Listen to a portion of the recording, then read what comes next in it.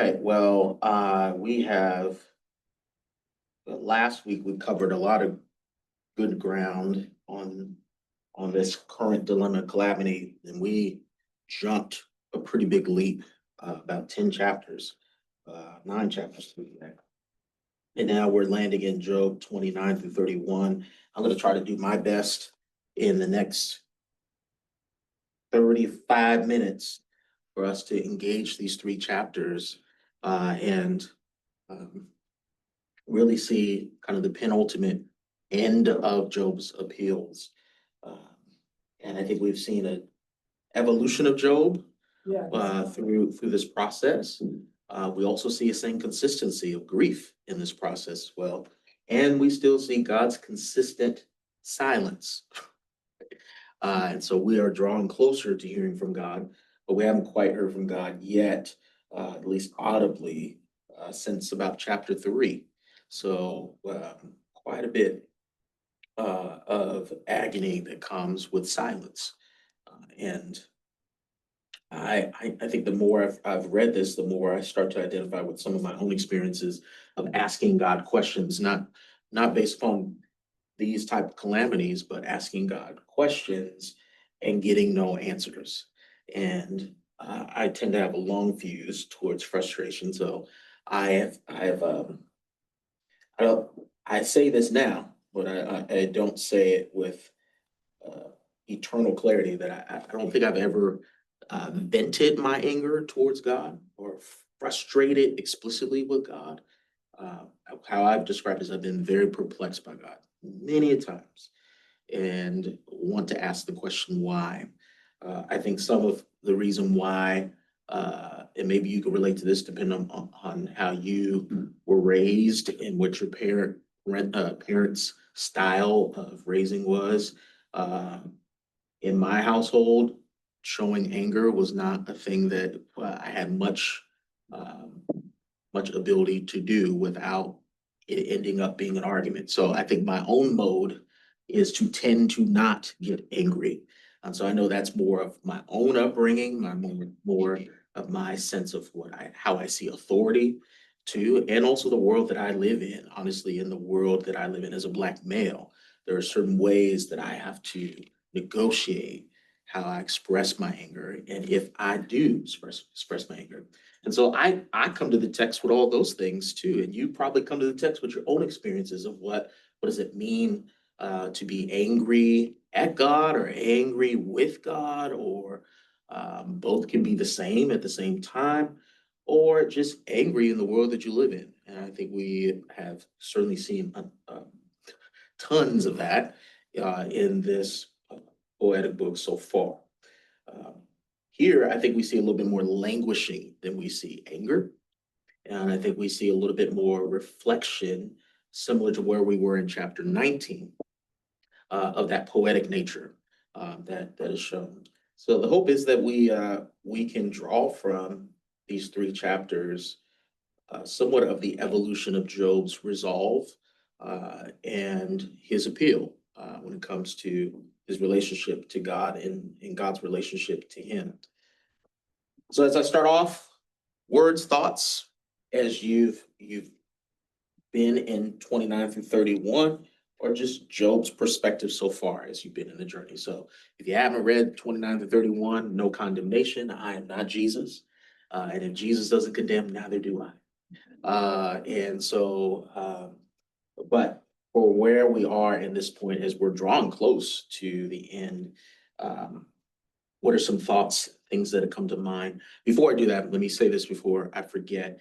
Next Sunday, we will not have adult Bible study because Pastor Ryan's coming back. He wants to share about his experience in the UK.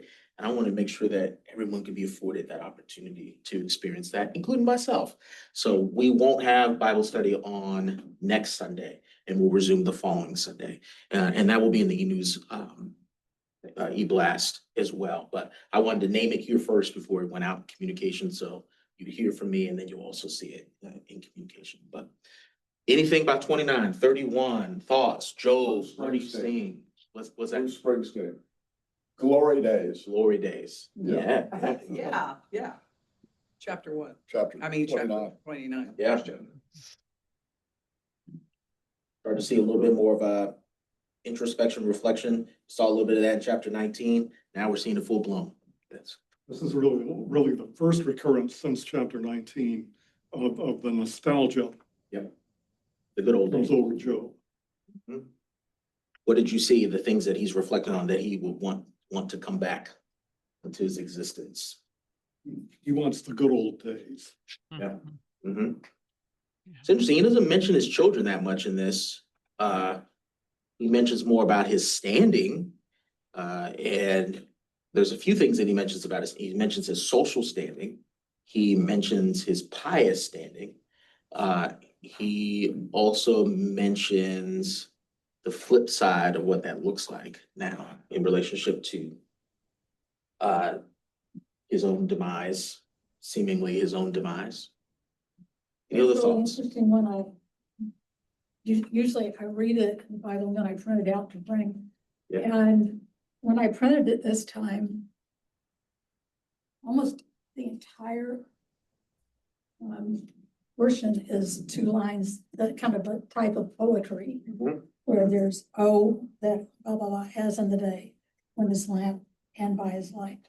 So, and so it made reading it and reflection actually a lot easier. Yeah. A lot more meaningful. That it was really not poetic in terms of rhyming, but in terms of the structure. There's an odd beauty to how it's built, 29 to 31, because yeah, it is understood. I think we have all drawn back to memories of past time. I do that all the time, which I'm told I'm a little bit of an old soul for my age to always constantly reflecting on the past. And there's a number of reasons why I do that, but I can remember certain dates sometimes, or certain cues, certain visual cues that remind me of certain time periods. Even though there's a lot of things I don't remember about my childhood, but there's certain core things that's progressively gone on. And we see Job doing that, kind of bringing us into his former life in a very poetic way. Daniel, Hey, hey, there are a couple of things that have struck me throughout, and one of them is certainly normal for most of us. There would be enormous grief over the loss of their children, and this is not the focus for sure. Yeah. There's just not a lot of conversation about that here, and also the parallels to the stages of grief that we all go through when we lose someone or something very important to us. And it's just outlining pretty much what we go through as well, and going back and forth and wandering all through at the same time, the different, anger, denial, bargaining, acceptance. Anyway. Absolutely.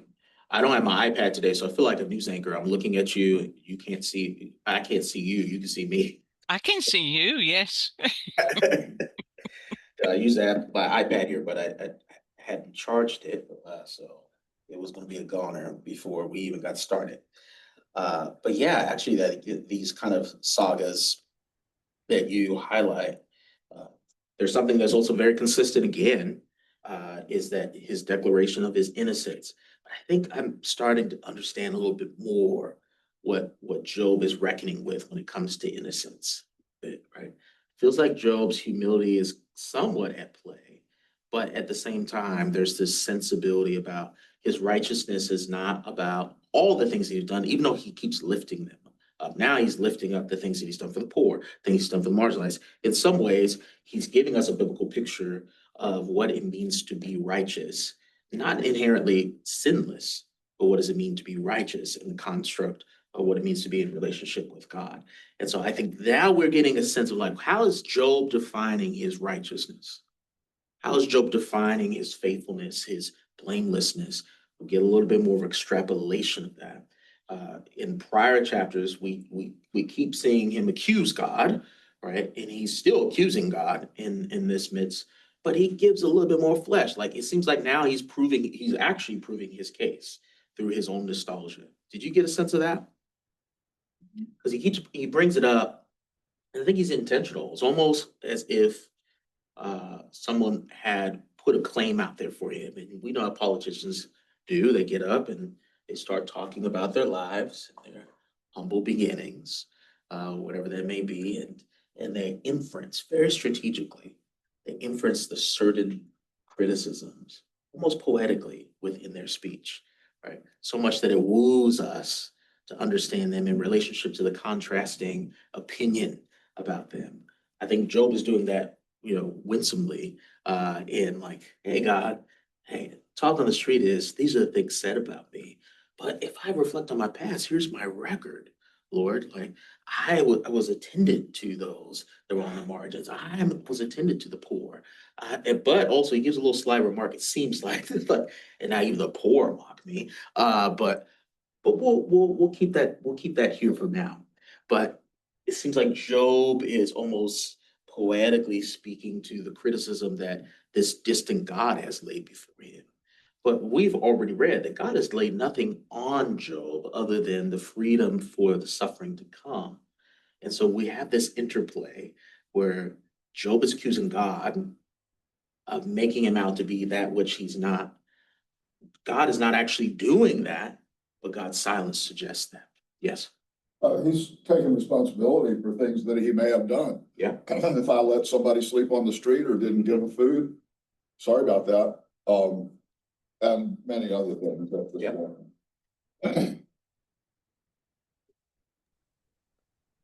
point. A couple of things kind of struck me about 29. First of all, the first few verses, he does give God credit for the good old days. Mm-hmm. And so if you have that frame of reference that God is responsible for your blessings, then, well, shouldn't he also be responsible for the bad stuff too? Yeah. And all this, when he goes on and on, it reminds me also a little bit, a couple of years ago, Maya and I watched a program Walter Brueggemann did on the Psalms, which is on YouTube if anyone wants to watch it.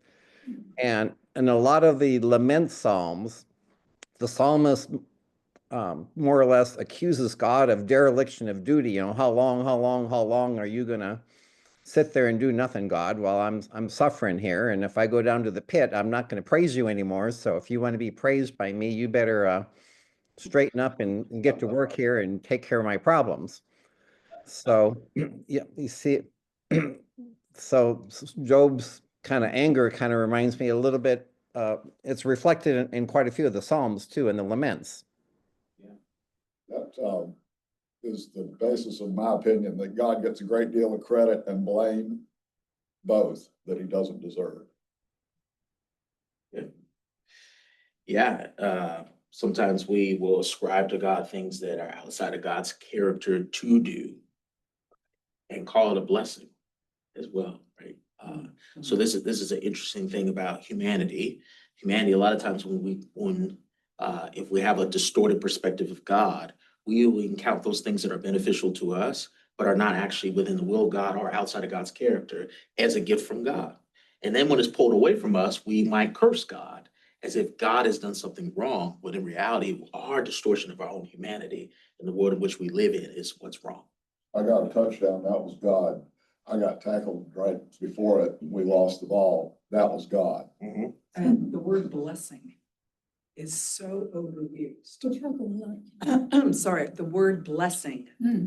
to me is so overused. So she blessed now. Yeah, in that, oh, it's such a blessing that I have all kinds of thoughts about it. One is, oh, so that means the person over there isn't blessed when their unfortunate circumstances come upon them. So I've taken to using the word fortunate in place of blessing. And not, privately, I give credit to God for everything good in my life. I really do. But when you're talking with someone and you don't know what they're going through, and you keep using the word blessing, you're blessed, but they're not. So it's just my little take. And in 30, verse 26, I'm reading from the King James or the New King James, can't remember which. When I looked for good, then evil came upon me. And when I looked for light, there came darkness. And I think about people who are struggling when I read that. And they're just trying to get to the other side of the struggle. What were the two verbs? Was it looked and looked, or was it? Look for good, then evil came upon me. And when I waited for light, there came darkness. So almost verse 26, Yeah. playing off of that, like hope was this desperation, this goodness to come in the midst of plight. And then almost like a distress in waiting, and then darkness still comes, right? It's just prevail. Yeah. Yeah. And it defines the struggle of faith in bad times to me, that verse. It really defines it because you keep seeing, hoping for and looking for and waiting for. And it's just not there. It's hard. It's interesting to also think about, I think particularly in our context, in an American context, where lo and behold, even though there are many great economic disparities, social disparities in this country, yet we hold so much in comparison to much of the world materially. And it is interesting because one's individual journey to which you lifted is not, how I would describe it, that one's individual suffering is not diminished because it's put in relationship to the abundance that is present, but it also gives us perspective of the locale and the positionality the person is in. So we can find empathy and also at the same time see the differences of suffering that are happening within the world and still pour out a level of empathy that should be commensurate to the world in which we live in, right? That is far contrasting than sometimes we experience in our given day. I think the reality of Job's experience is that Job was in social and financial superiority amongst many people around him, and he loses that just overnight. And I, who comes from a perspective that may not have had that kind of privilege, can more easily have less empathy towards that said individual. But at the same time, can be in a different layer of abundance and materialism to someone else. And if I have such a downfall, that person also can look to me with less empathy and understanding because of the lot of life in which we were placed in, sometimes by our own doings. So it seems, but Job seems to play against that argument, right? Because by all standards, he was living reputably, and both socially, financially, philanthropically in some ways, and none of that merited his goodness. What does that say about us? Don't you know that you are a superstar and all the world will love you as long as you are? Yeah. And yeah. And think about this, those lyrics, think about this. How quickly celebrity can be forgotten. How important they seem to be when they're important. And how easily they're gone once they die. Right? What are the things that we remember about like celebrities in our celebrity infused culture in America is celebrity obsessed culture, right? We want to know what they do at any given moment. We want to know where they shop. We want to know where they take their kids, what they wear. There's this kind of sickening obsession with someone who seems to display a life that is out of reach. But as soon as they are off the scene, we don't care about anything about their lives. They're no longer fascinating to us. He was that And wonderful actor who was working at Trader Joe's in between jobs. Yeah, he was working on the Cosby Show. Yes. Yes. And so you have, For it. What? He got shamed for it. He got shamed for it. And isn't Job similarly getting shamed? Right? He's getting shamed because he has lost his footing in his positioning in life, not by Job's own doing. This existential source, this outside source that is present. So we see that at play. You highlighted in verse 26, we see that in the turmoil that folds under, and then we see this kind of dissension, ascension kind of piece within 31 as well. Verse 1, I have made a covenant with my eyes. How then, I'm reading from the ESV, we're just doing the translation display today. I have made a covenant with my eyes. How then could I gaze at a virgin? What would be my portion from God above, and my heritage from the Almighty on high? Is not calamity for the unrighteous and disaster for workers of iniquity? Does not he see my ways and number all my steps? If I have walked with falsehood and my foot has hastened to deceit, let me be weighed in a just balance and let God know my integrity. If my step has turned aside from the way and my heart has gone after my eyes, and if any spot has stuck to my hands, then let me sow and another eat. Let me grow, let what grows for me be rooted out. Let me give recompense essentially for that which I have done, if it is said to be true. Right. So Job is still levying, right? If it is said to be true, well, let me measure, let me prove myself.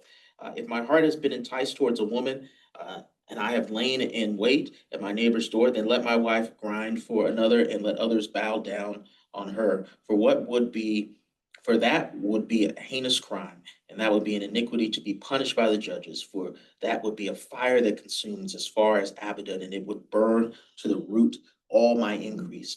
If I have rejected the cause of my manservant or maidservant, when they brought a complaint against me, then what then shall I do when God rises up, when he makes inquiry? What shall I answer him?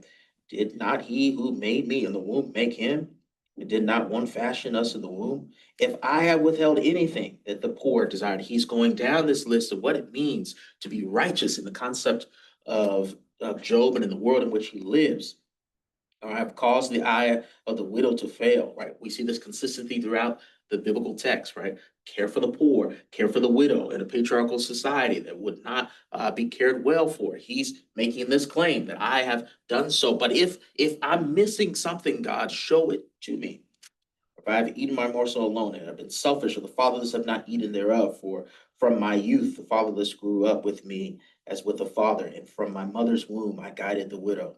If I've seen anyone perish for lack of clothing, if I've closed the bowels of my compassion, Job is saying, for the need without covering, if his body has not blessed me, and if he was not warmed with the fleece of my sheep, did I not provide provision for them?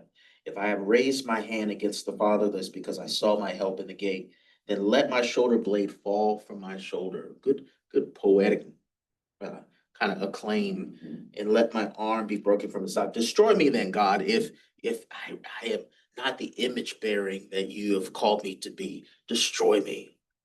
So even now he's challenging God. We've gone from selling God, criticizing God, accusing God, challenging God, every angle of, I think, expression that can happen in relationship to God, we see folding within Job. Any thoughts on that, Zoom crew? I don't have my iPad, so let me turn around and look at you all with eager faces.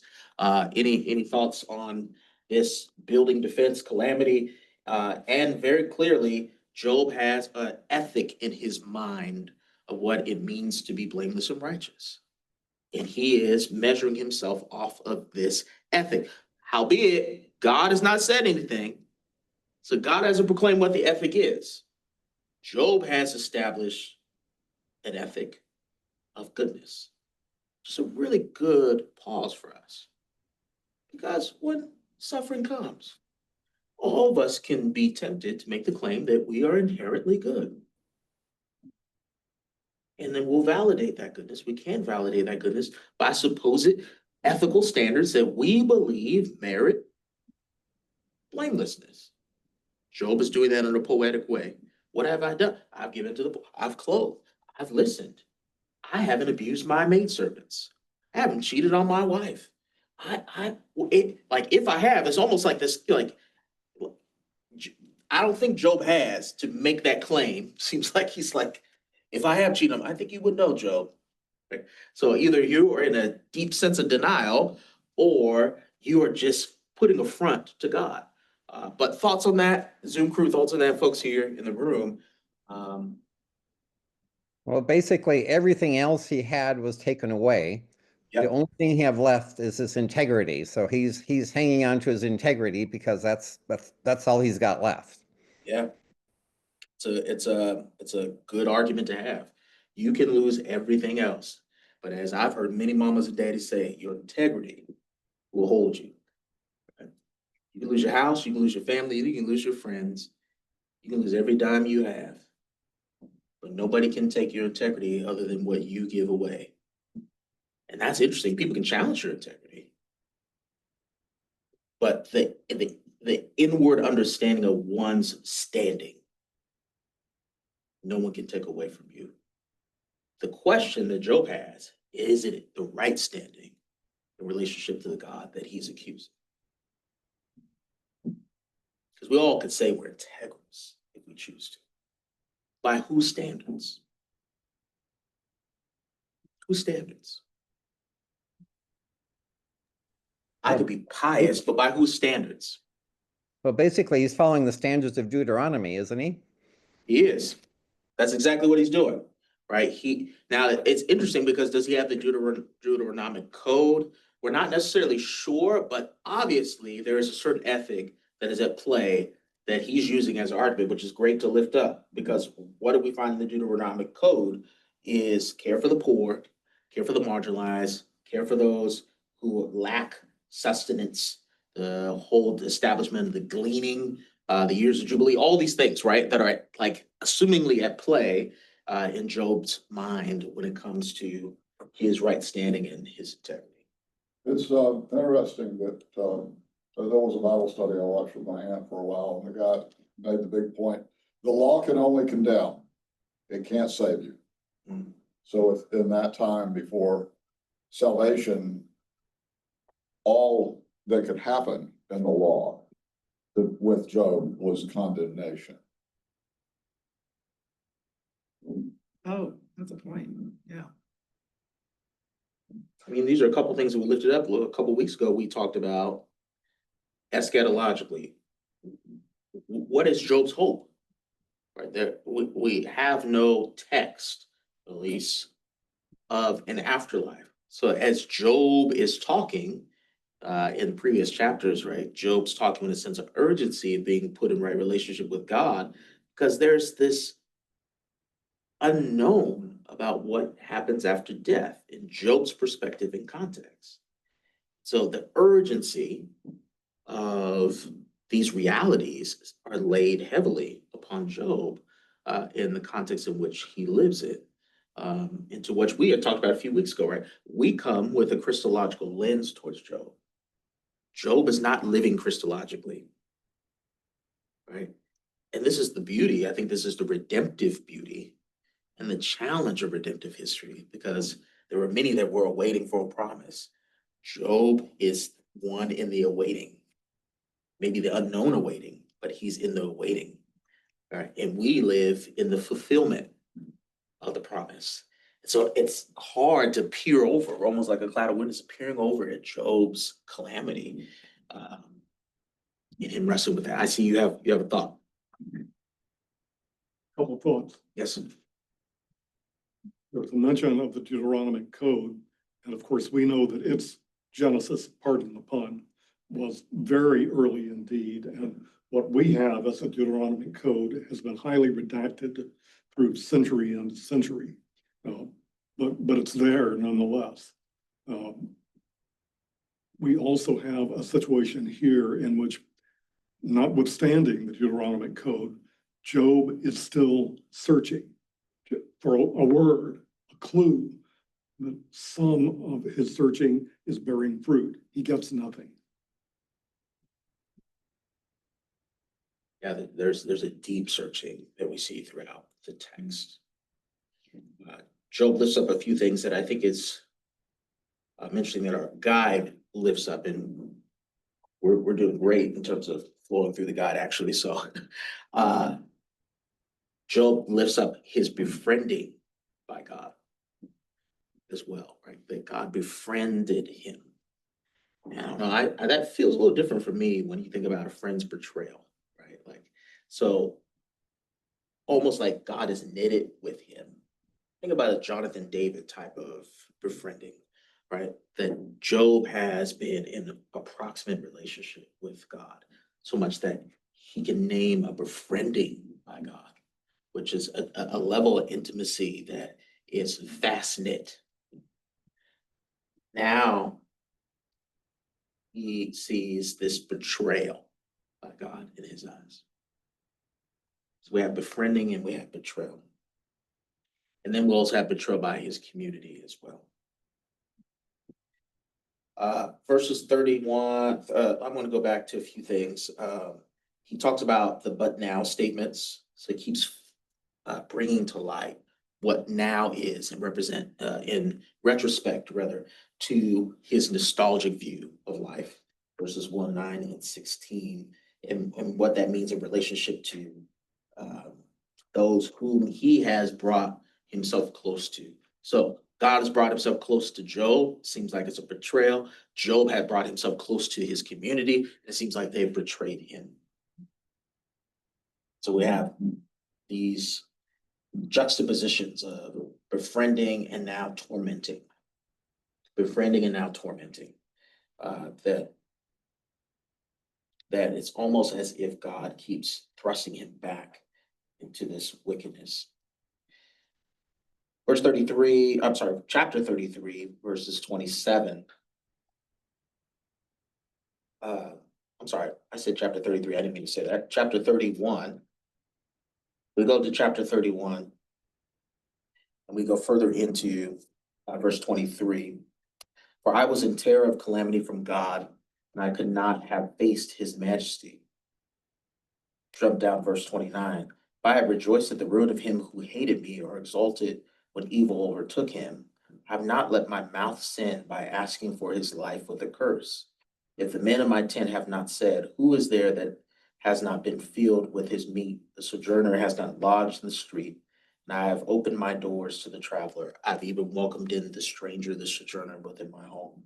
If I have concealed any transgressions as others do, by hiding my iniquity in my heart, because I stood in great fear of the multitude, and the contempt of families terrified me, so that I kept silence, did not go out the doors. If my social status, if my respectability hindered me from confessing that which is true, God, search me, investigate me. It's very psalmic too, right? Search me. If you find any transgression within me, take it out, like uproot it, uproot it rather.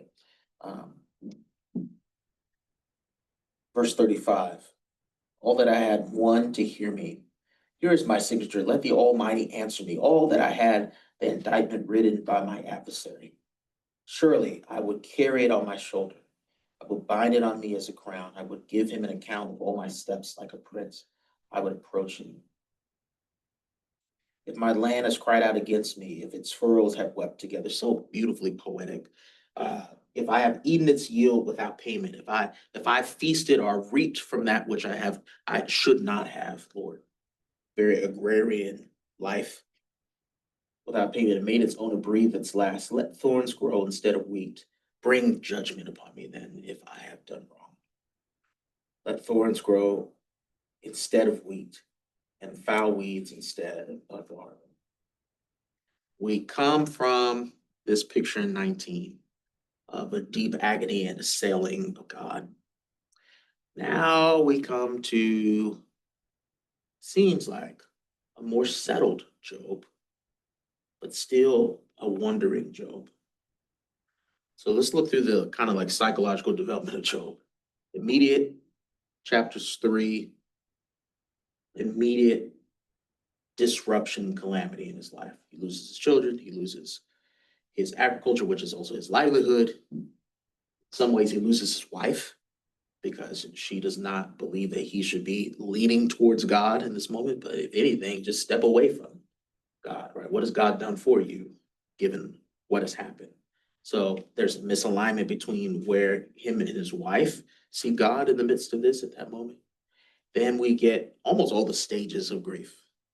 The only thing we don't get clearly is a denial of what happened. And it probably did happen. We kind of jump right into anger. And then anger continues and festers for, and we have chapters, but we don't know what the time frame is, right? We don't get a certain time frame by which Job is engaging in this moment of grief, which is very interesting for us because all of us, if we have grief, have had variable levels of grief in time of grief. So we see this continued saga of grief. If you've experienced death before, I think a week ago I shared that, it had been a year since my dad had died. That kind of grief, surprisingly, has been very different than what I expected. I've yet to cry about my father's death. Not because I didn't want to, but the relationship that I have with my father was different than it should have been. So how I relate to my father in my stages of grief are very different. And a year later, I still have not cried. If you would have talked to me about my grandmother 14 years ago, I was blubbering and I couldn't hold it together. And it took me 5 years before I would not remember the morning of the day that she died and what that felt like in my soul, my mind, right? Took me 5 years to get there, and I felt bad when I didn't remember it first thing in the morning. I did remember it that day, and I called my mom. I'm like, today's the day. I just remembered it. That was like transformative for me because every year up to that point, that whole day I lived and repeated that memory and that thought and the pain and the subsequent pains that followed with my grandmother dying. My dad, I don't do that. I went through these evolutions of grief over multiple people. Job is also doing this, if we can remember, right? Because he has 7 kids. 7 of his own children by which he's navigating in the midst of that. And seemingly one person that seems responsible for all that. One being. So we see the stages of grief, right? The theological theodicy language that's come to play, right? So as we talked about before, where's God, right? Like God is in this. We talk a lot more about Job. God is there and God is present. God is silent. Presence versus silence are 2 different things. So God is present evidently as we keep seeing this development because Job keeps talking to God. So what does that assume of Job's thoughts about God? God is present enough to be heard or present enough to hear, even if God is not responding. I would have given up probably 2 chapters in. So there's a fervency about Job, and there's this theodicy, this wrestling with the forces of evil with a just and a good God. The equation doesn't add up, so therefore God must not be good and he must be unjust. His friends believe the same thing, right? So I'm just giving an overview, right? His friends have varied forms of theology, a punitive theology, a absent God theology, a God is coming to condemn you theology, a works righteousness theology. All these things are intertwined. Job is detangling his own friends' fractured, messed up theology, while also revealing his own fractured theology at the same time. He's still deconstructing elements of what it means to be blameless in relationship to God, who does not have to speak in order to be present. A God who, if he allows or God allows challenges, it is within God's right. Obviously, because God never defends at this point so far. So God seems at this moment to be unchallenged, unchallengeable. That's where we're at now. This kind of display of frustration can make us ruminate also on what we are as human beings, frail and prone and broken, and prone to sin and have sinned. So we see Job reckoning with his theology of God and God's power, God's omniscience, God's foreknowledge. Right now, we see Job reckoning with with his own theology of humanity, his own theology of sin, his own theology, because you can theologize anything. His own theology about materialism, his own theology about goodness and righteousness. And in that, this intertwining understanding that all that he has done in some way does not merit his right standing with God. Now, we talked about Christology a little bit, right? It's not there, but there's this illusion, right? Like all that Job has done that he keeps bringing before God, God doesn't seem to validate. So what does it say about our doing? It doesn't invalidate Job's doings. What does it say about our doing into relationship with God? There's nothing we can do. He loves us. That's it. You know, meritless. Right? Job has been trying to merit himself for chapters. But that's all he's got. That's all he has. Yeah. And his integrity. His integrity. That's what he's got at this point in the story. In the story, yeah, yep. Yeah. So I'll leave with a couple of questions here. Some of the questions that are in the study guide as well. I thought they were wonderful. Question 2, Job's experience shows us how suffering distorts our past by idealizing it. Our present by intensifying its darkness, right? When we're in the hole, right? And as deep of a hole as Job is in, that perpetuation, that re-perpetuation of that hole seems easier than actually being able to lift your head up. And our future by challenging its hopefulness. Has this been your experience? Have you been in those places? How does knowing this help you provide care for suffering friends and family? We talked about this earlier in our discussion about like how do you help someone who's grieving? 9 times out of 10, it's being quiet. Right? Unless they ask you something, right? Yeah. Addressing what they have expressed they need.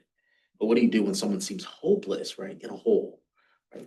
I think it's something for us to reflect on when it seems like they're not hearing anything but themselves in relationship to their life experience that they're having. And then the last question I thought, there's 4 on there, but I thought 2 and 4, Job has experienced God as an abusing power who perpetuates violence and betrays trust. I think this is fitting for the time that we live in. As you look around the world, how does Job's characterization of God strike you? So, lifting our eyes both from the world that we live in here in the United States, the world that we live in politically, world that we live in globally. Does it seem like God is an abusing power who perpetuates violence and betrays trust? The argument has been said that so much violence has been done in the name of God. But listen to that phrasing. Violence has been done in the name of God. Is that God's sanctioning? Is the question that's on the table. And when you see so much prevailing of violence and suffering, and violence is not just physical, material, right? Violence of rhetoric begets violence. What we saw a few weeks ago in our country, right? Rhetorical violence also can manifest itself in physical violence. And what do you do with a God that where some seems to idly be sitting by and letting things persist towards evil? It's a good Well, question, friends. We want God to step in and make things right, the fixer God. When in fact, we have a gift from God, all of the things necessary for us to make things right in our world, in God's way. We'll end right there. Thank you all. Thank you for those on Zoom. Thank you for your input. Next week again, we will not meet here. We'll be over on the other side, hearing from Pastor Ryan. And then we'll follow up. I'll have an adjusted schedule that you'll see in the e-news. Thank you all for making this. I don't know how you can say making Joe fun, but you are making it fun, so I appreciate it. So- I'm appreciating your class. Yeah. This is making me think deeper. Thank you all. Okay, thank you very much.